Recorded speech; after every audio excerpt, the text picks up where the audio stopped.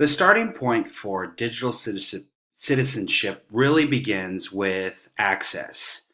And as we in our reading talked about full electronic participation in society.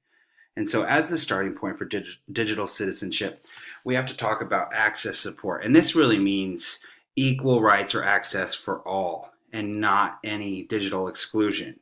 And so, as teachers, especially, our goal should be to provide and expand access to everyone that we are responsible for.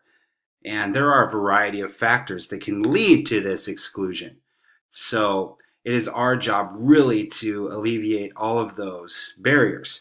So, for example, that might be limited resources or lack of technology at home. And so we need to fill that void and provide support in that.